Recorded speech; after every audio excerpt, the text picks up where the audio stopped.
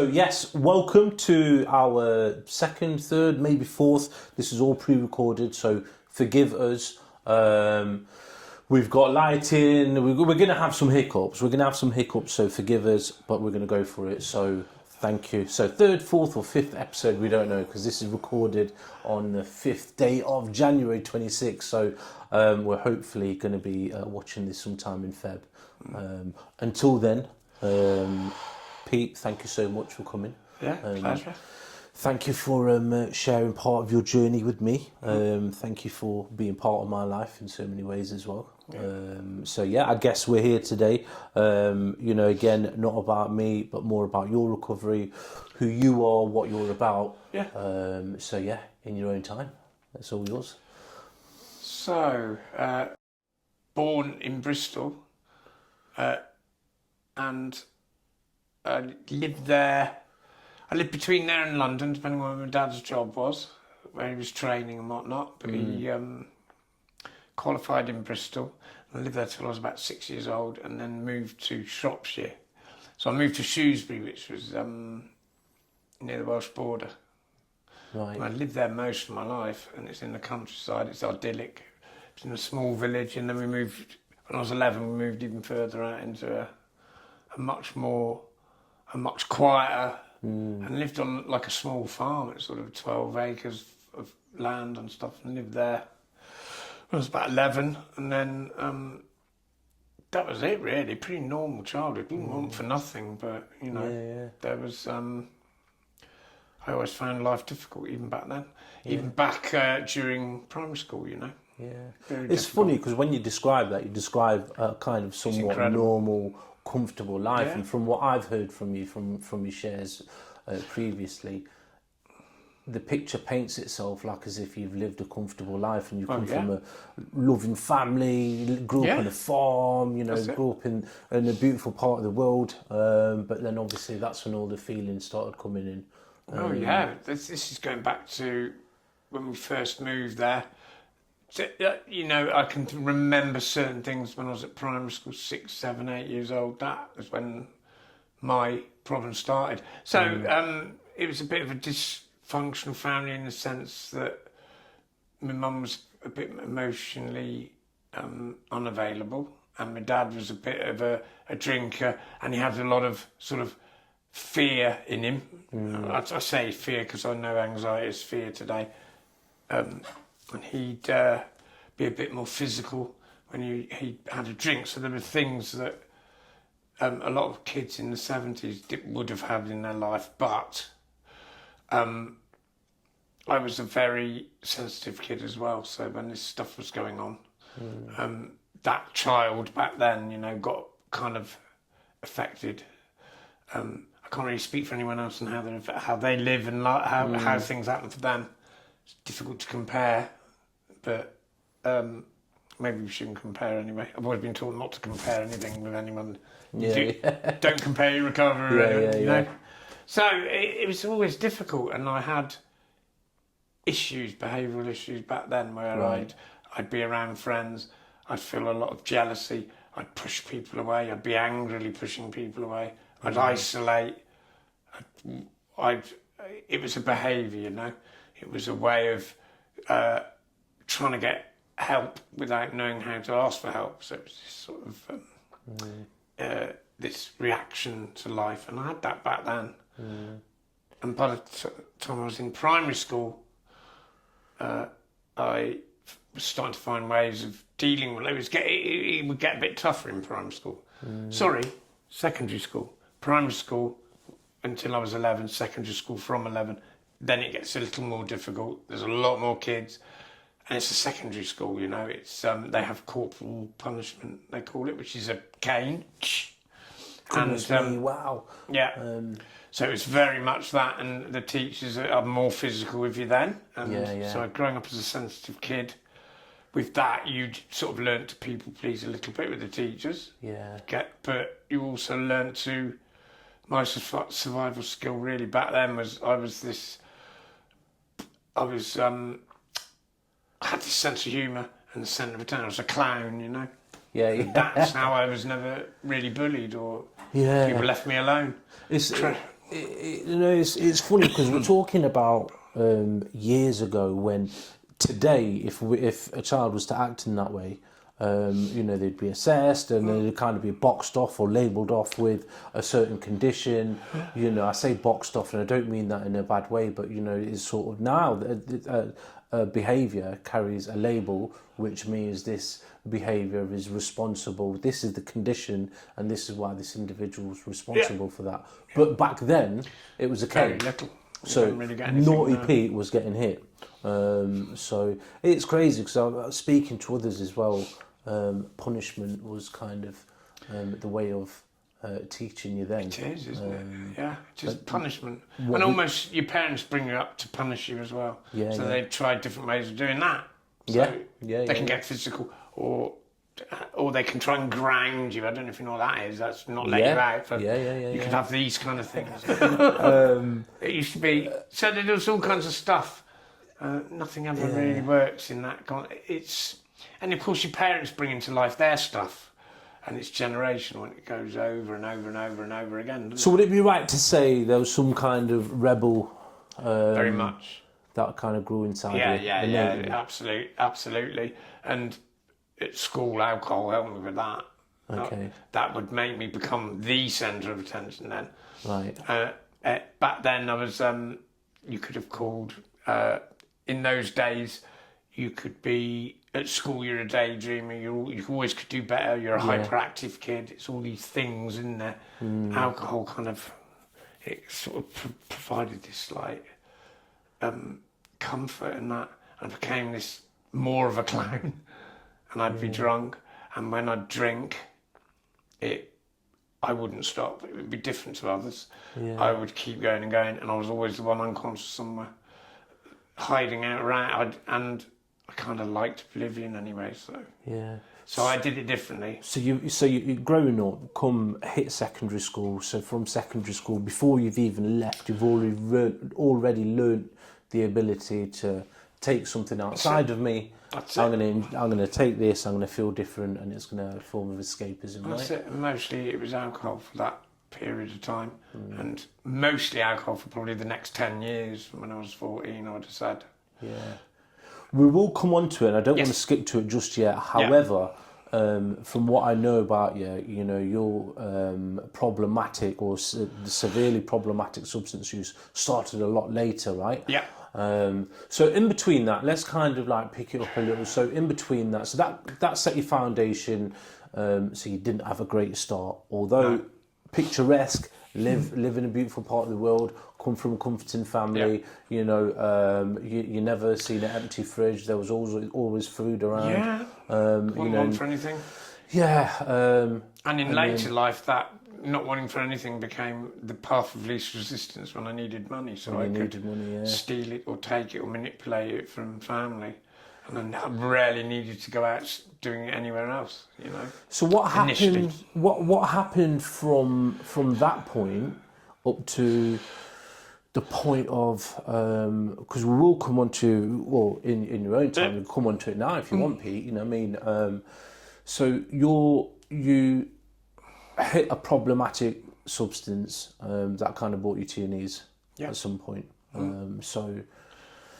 What happened, Pete? What happened in between that? Did was there something? Was there a triggering event, or was there something massively. that introduced you? Or? When I met my first girlfriend, I was 18, and that broke up with her at 23. Now, during that period of being with her, I sort of struggled with that relationship. Behavioural problems with that relationship. It was a very difficult and stressful time. So that created all kinds of behaviours in me. So when that ended, she was 20. I was 23. She was 5 years older. That's when I remember making the first conscious decision. Fuck this. I'm not doing this anymore. And by that I meant I gave my job up. The local pub closed down. I'd lost her. These things were happening, and I went back to.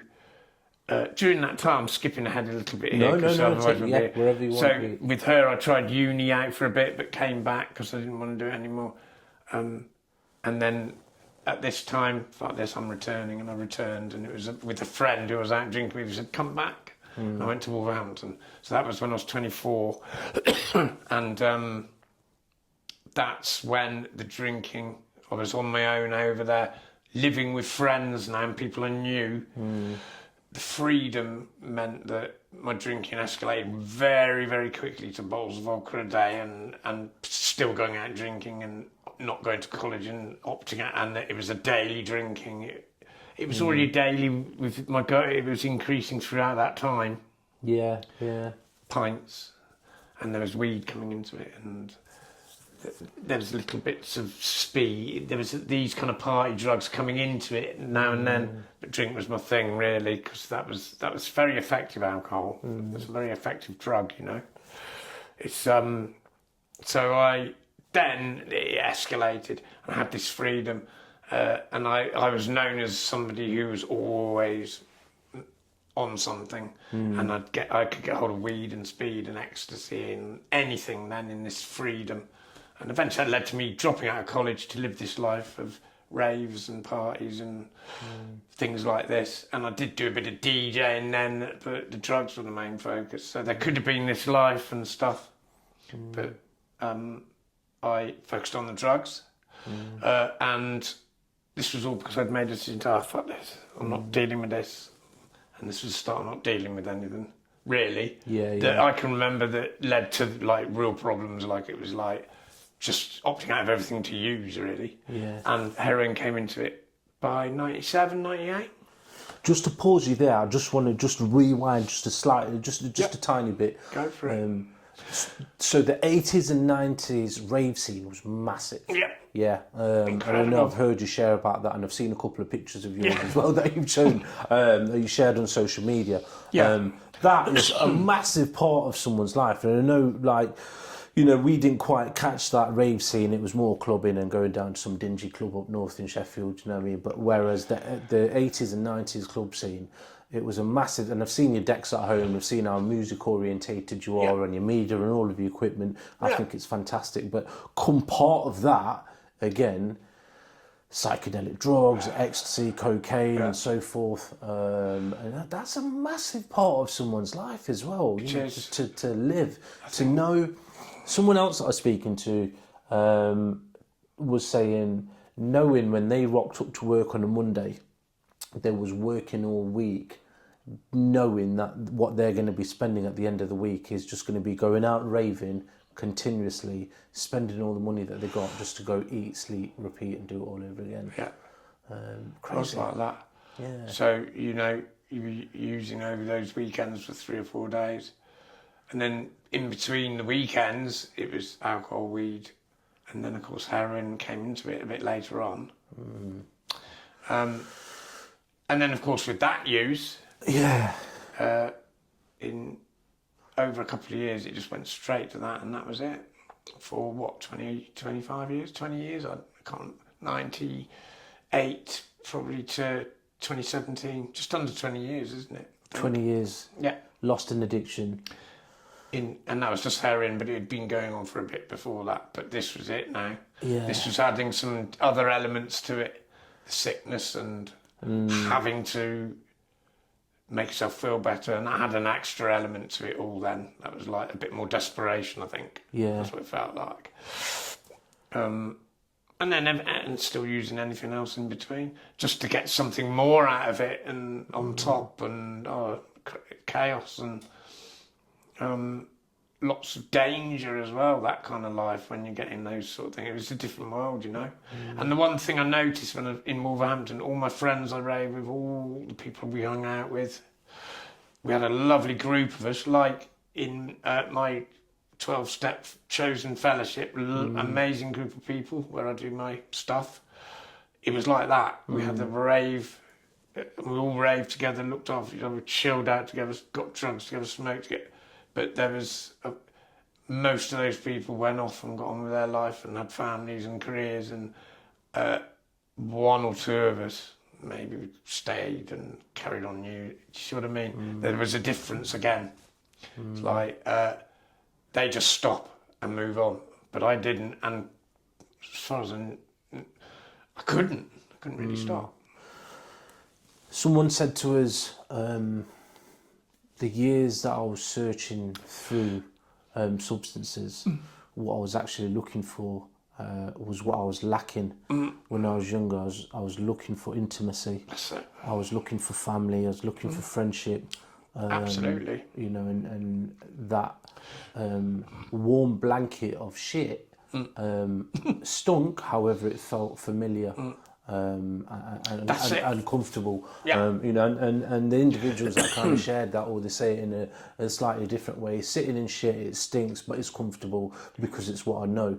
Absolutely. But in the isn't it? same breath, it's kind of like, it's what we've been lacking, you know. Yeah. We grew up, again, comfort town, fantastic, but there was lack of intimacy. Yeah. Or you said there was a lack of connection with your mum. Yeah. You know, and just searching and finding searching, aren't you? So, off the top of my head, I was counting. So you've already been to 4 different cities now. So started off Bristol, then Shrewsbury, Then Wolverhampton, back to Shrewsbury after a while. back to Shrewsbury. And that's when I was at my mum and dad's for a lot. Started getting into scrapes and trouble, and there were gangs getting into trouble with, and you know, you can stepping on people's toes in one way or another cause and there's problems, and there's a lot more violence in that world, you know, when you're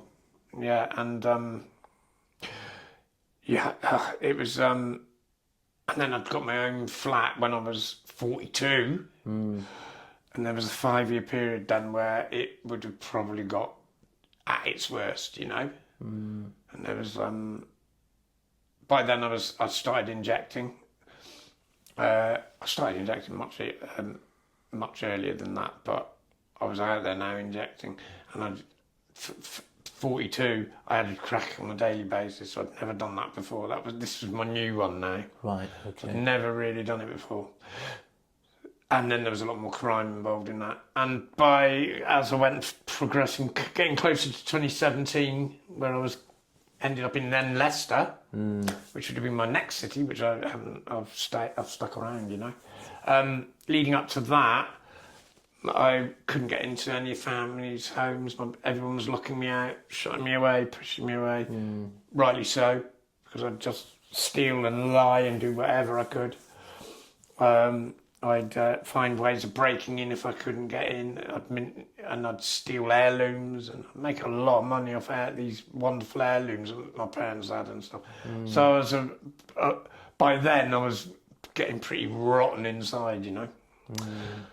And that went on and on and on. But I also had some positives in my life. So I had a really amazing support worker back then in 2012, who is one of my best friends today. And I saw them at Christmas, and she's an amazing friend, and we help each other. It's a much more equal friendship now. Back then she was a support worker. It was a housing support worker. Nice, yeah. And I'd got to this point where I knew I needed a change. Yeah. No idea what that was. But I couldn't do this anymore. I think the police were getting closer and closer. I was always getting pulled up. They were looking for drugs or stolen goods, because they get to, in a town like Shrewsbury, it's a tiny market town. They know who you are and what you're doing.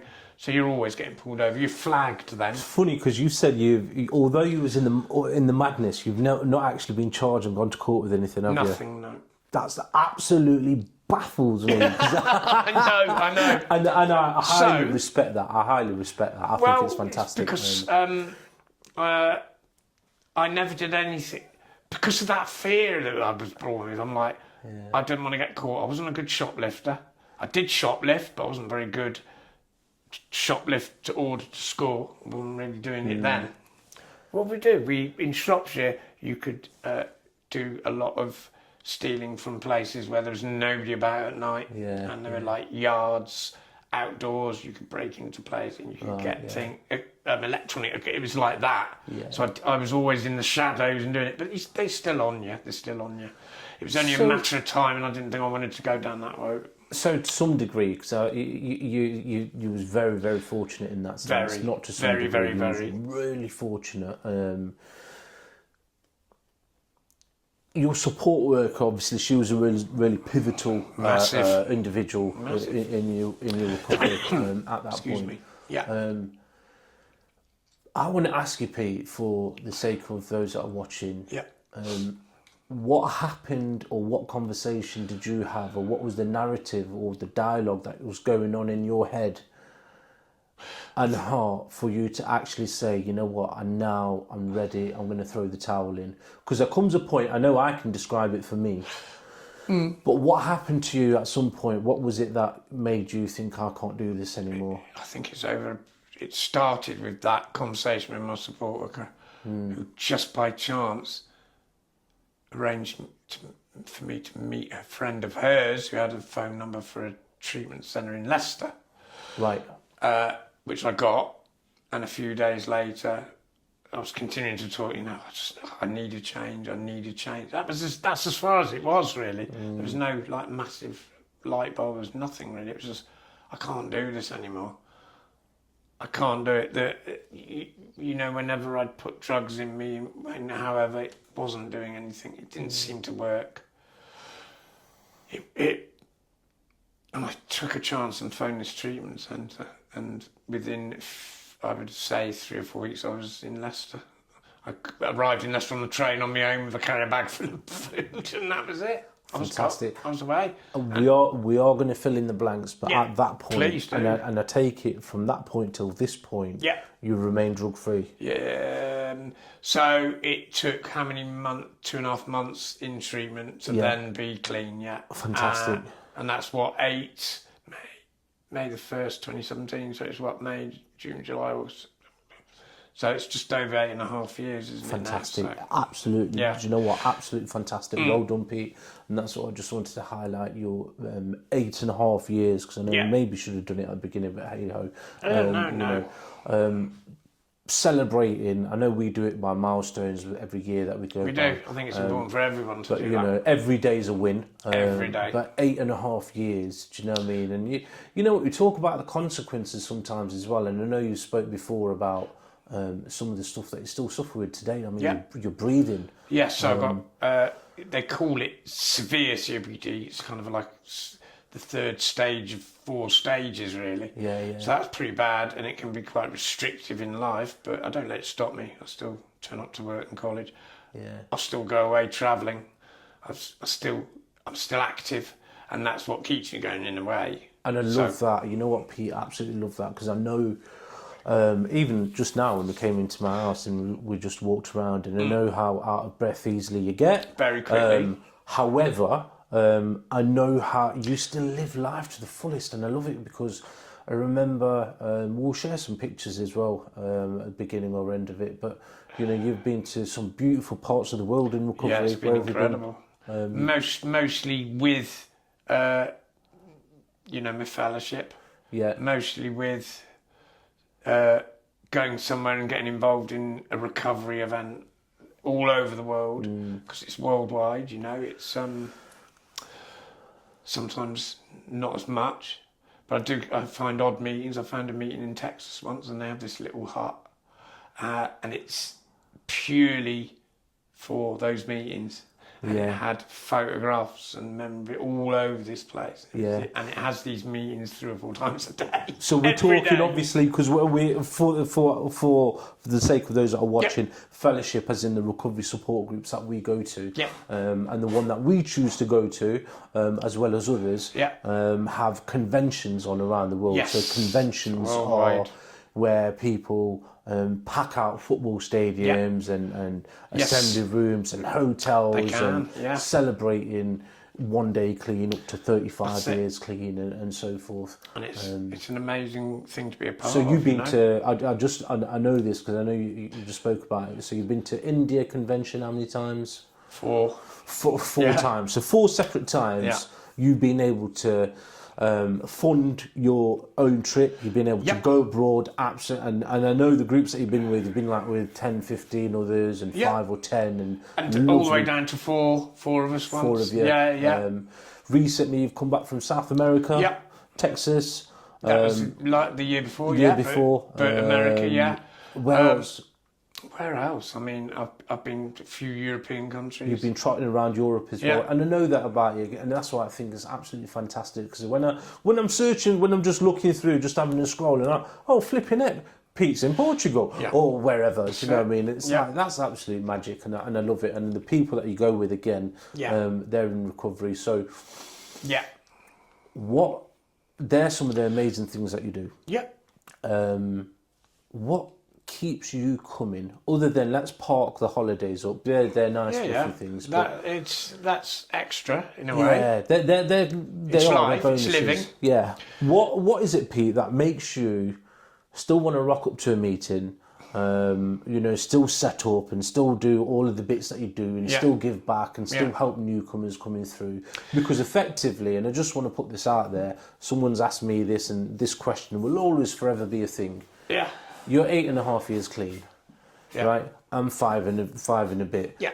Joe Bloggs is 15 years clean. Yeah. Why do we still keep going to meetings? And what keeps you going to meetings? Why do you feel the need to still go? So, I feel it very simply, I don't have any choice really. I think for me, I need to do that stuff every day. That's it. I need to turn up every day. Like I still need to turn up to life, you know. I go to those meetings and whatever's going on for me, it just falls away when I'm connecting with friends, other members in that meeting, other people at that meeting. It just falls away.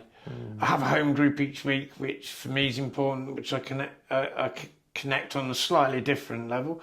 I'm involved in service in that meeting. That's the only group meeting service I do. Yeah. That's just kind of happened on its own over years. You find yourself going to the same meeting. That's it. Yeah. So mornings, I have pretty rigid routines now. I do inventory every morning. I do some prayers every morning, which is you may, that's just a word. So you make I'm not somebody who goes to church or reads from any other books, religious books and things. Prayer to me is just a connecting to this. It's grounding me in a way. So that's what it is. And I do readings from daily meditations. I do all this stuff, and what keeps me doing it? It's a strange thing, because at the moment it's become such a natural thing that when I wake up, I just get on with it and I enjoy it. It's a really strange thing, because things can be tricky sometimes. Recently, over the last 12 months, I've been in and out of a relationship. There's been all kinds of stuff going on. Health not so good, this, that, and the other, and a bit of depression creeping in, and a bit of realising I wasn't on my programme really very well for a few years, and what saved me was asking for help, from other members, and then getting connected and writing and doing all that stuff. And what keeps me going with this is because I've been sort of in it, coming out of it without really realising, and that's painful for me. That was painful. And then when something happened that has a lot of emotion and stuff attached to it, I have very little defence to deal with it, so it gets very painful. And I'm making a decision: do I want to carry on with this life, or I opt out again? It's as simple as that. Believe me, even after 7-8 years. Yeah. And it was making a decision. It wasn't really making a decision. There was no choice really. Yeah. Not going back to that, so I had to up, and I'm more committed now, and I've recommitted, and that's that. I was far from thinking about using, but it was like I was going to put myself on that path. It's a difficult thing to explain. I just knew I wasn't really. I've got to do something here, and I re-engaged and I jumped back in, and life became. It's better than ever now. Even with lots of problems that are around and about, they don't seem like problems as much. And that's just exposing it in those meetings, talking to people, facing some of your major fears in that stuff. You've got to face those fears that I've, for decades, run from. Now I'm facing them. And it's crazy, right? Because some of the things that you talk about are kind of heavy, burdened kind of traumas or secrets or chain shackles around your ankles. Do you know what I mean? That you carry around. No one can see them. We know they're there. You know. But now it's actually being able to kind of let go. Let go of some of them. That's allowing the other people one. in. That's the one. The letting go, isn't it? And it can be such a difficult thing to do, because you were talking about the familiar, that familiar, sitting in your own shit familiar, the shit blanket or whatever you said. Can't remember what you said exactly, but that familiarity, you just sit in it and go round and round and round, and then it's time to let go of this, and you don't really know what you're letting go of. Sometimes it's years of stuff that's just never really shifted. Yeah. And it's affecting everything around you now, and your behaviours with your friends or in your relationships, it doesn't fit anymore. It's like, no, hold on, there's got to be another way of doing it. Yeah. And that's why I keep going back to that, because then I get clarity, and I know what I'm doing, and I find the peace and serenity, and I'm not on my own. There's a very important thing that I'm connected, and so then suddenly I've got this strength, and it's like I can do anything, and I don't need to pick up and opt out again, and I can face this stuff because I'm going to those meetings, you know. Fantastic, Pete. I'm part of that community. Fantastic. And then everything else happens from there. Yeah. Fantastic, Pete. Thank you so much. Yeah. Just to wind it down, to kind of bring it to a close, for those that are watching, maybe somebody might be watching and thinking, you know what, I really kind of like the sound of that. Is there any kind of message that you want to pass out there? Is there anything that kind of keeps you going, or a daily reminder, or something that you just want to throw out there that might give someone a bit of hope today? Yeah, this stuff works, you know. When I first got into it, just a few years before I even stopped using, I wouldn't have believed it. And it's very difficult to believe anything's going to take you out of that addiction. You know, I'd almost thought that this is it, this is that. I'll die an addict, a using addict rather. But I don't know, just give it a go. Give it a go. It might work for you. And I'm always happy to share how it's worked for me, you know, because it has worked for me. I don't know how. I just every day I put that action in and do it, and it works. So there is a way to do it, and I think the only way that's worked for me is the fellowships. It's 12-step fellowships. Whichever you choose, doesn't matter. And it's the only thing that's ever worked. It's kept me clean, you know. Fantastic. And I think that is just give it a go. Just go through the door. The people will welcome you, you know. There is a way, you know. Treatment was a part of my journey, and it was an important part because of how it affected me. But it was a 12-step treatment centre, and we were doing lots of meetings every week. So it wasn't just that. And it was those meetings that when I left, I was part of it already, you know. Just give it a go, you know, that you cannot lose anything from giving that a go, except a life of active addiction, maybe. But you know, take that leap of faith. Yeah, that's you just have to, you know. Fantastic. What are you prepared to do, you know, to change your life? Because if it's nothing and you want to carry on and die, then, and some people do, unfortunately, and they don't ever come through the doors. So if you really want to do something, you know, reach out, ask for help, come through the doors of those meetings, or find access somehow. You know, try something. There's hope, you know. Yeah, fantastic. That's the thing. And what we're going to always try and say at the end of every podcast that we're going to do, reach out, speak to your local services, pick the phone up. Most importantly, for anything, what everyone's going on, reach out to your local services first and foremost. And then from there, I think the recovery mindset is fantastic now across the country, from Land's End down to John O'Groats, wherever you go. Every service kind of throughout the land now is really recovery focused, and Yep. you know, not one hat fits all. Do you know That's what I mean? right, that's right. Go explore things. There are different kind of avenues, different things that you can get into: online support, face-to-face meetings, 12-step or not, and smart meetings, and you know, just reach out to your local services if you're really struggling. And yeah, we wish you the very best. There is one more thing that we're going to do just before we go, and Pete, you're going to be one of the first to do it. So before we do that, thank you so much, Pete. God bless you. Thank you. Thanks for having me. It's been a pleasure.